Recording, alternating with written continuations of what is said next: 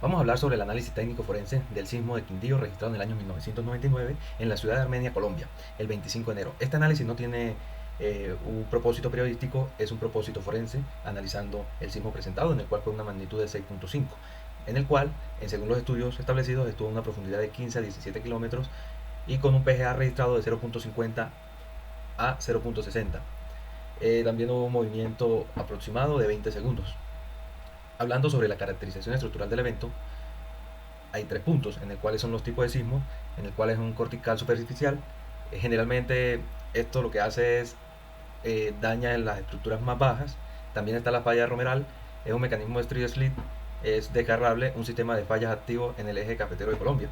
Y el PGA versus la norma vigente, estamos hablando ya de eso en la norma NSR del 84, nos dice que el PGA de ese sismo, de esa magnitud, ese evento estuvo de 0.50 a 0.60. En ese momento la norma nos exigía un PGA de 0.20.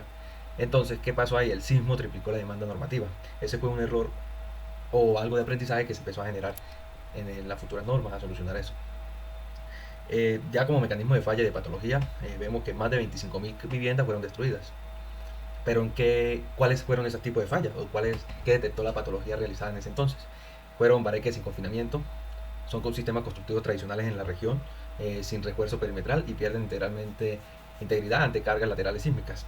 El problema de la columna corta, falla súbita por cortante cuando la altura libre de la columna es reducida por ventanas o muros principales. También existían pisos blandos, irregularidades verticales, un piso menos rígido concentra toda la deformación sísmica, patrón recurrente en el sismo. Y hay otra que es la licuación localizada, son suelos saturados, con los cuales pierden la resistencia al corte, y esto hace una presencia localizada en zonas de relleno vulcanizados blandos. Entre esos vamos a hablar sobre los factores de suelo y dinámica sísmica. Entre esos, el efecto del sitio. Teníamos que hablar que en ese entonces pues, los rellenos volcánicos blandos son del eje cafetero, en el cual eso modifica la señal sísmica entrante, amplificando energías selectivamente mayores. Entre otras está la ampliación de los suelos blandos. El suelo blando actúa como un filtro resonante, amplifica la frecuencia cercana a su frecuencia natural. También vemos la resonancia suelo-estructura. Cuando la frecuencia del suelo coincide con la estructura, la demanda sísmica se multiplica drásticamente.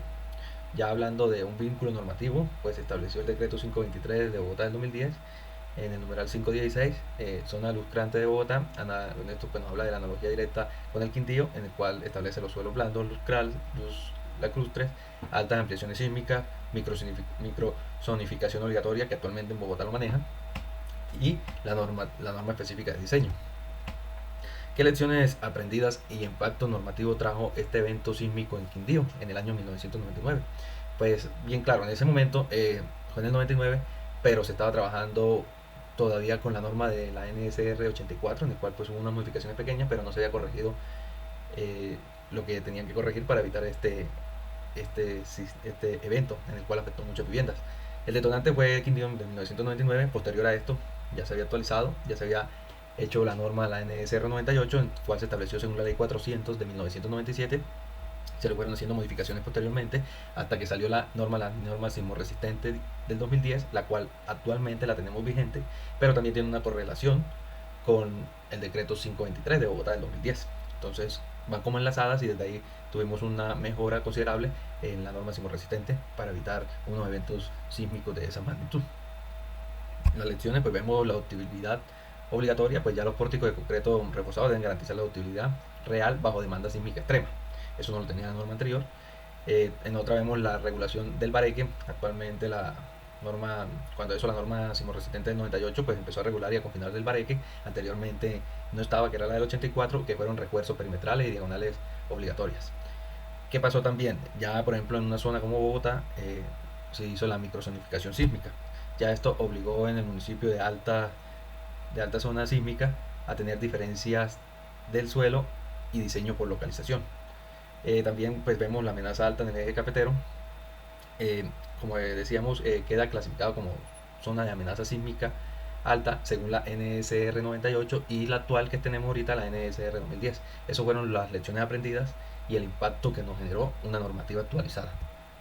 Ya como en comparación, hablando del sismo, del evento sísmico de 1999 en Quindío versus el de México en el 2007 hace poco, pues hacemos una breve comparación entre Quindío y México.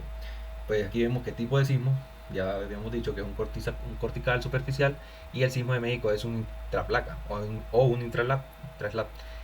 Entre eso, ¿qué frecuencia se presentó? En Quindío en 1999 hubo una alta de 1 a 5 Hz, y el otro con una frecuencia baja más amplificación lacustre. Entonces ahí hay una correlación. Daños típicos en ese entonces, cuando habían tantos edificios de altos niveles en Quindío, pues las edificaciones o daños típicos que generó por lo general fue en edificios de 1 y 3 pisos. En México fueron de 5 y 10 pisos. Entonces eso es lo que generó. Ya sobre el mecanismo de suelo hablábamos anteriormente que era relleno volcánico blandos. Entonces era algo complejo. En el sismo de México en el 2017 hubo una zona lacustre en la Ciudad de México con doble resonancia. Según la normativa previa era la NSR 84, y la otra norma era parcialmente superada por una norma técnica del 2004. Pues según esto, pues el patrón principal en ambos eventos es el piso blanco, las irregularidades verticales que concentraban todo el daño en los entrepisos, y eso era lo que afectó principalmente tantas edificaciones.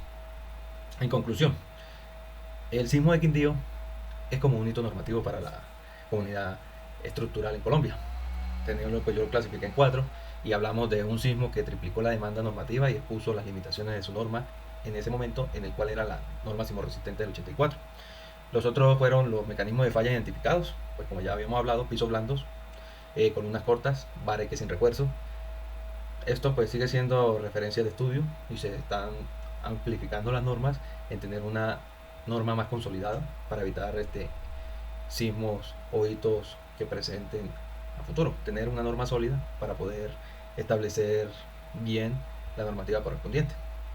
Como tercero es el impacto normativo fue inmediato, pues ya se estaba realizando las actualizaciones de la norma, en el cual fue la norma sismorresistente 98, luego la norma sismorresistente 2010, que es actualmente la vigente, pero con algunas actualizaciones de hace 4 años.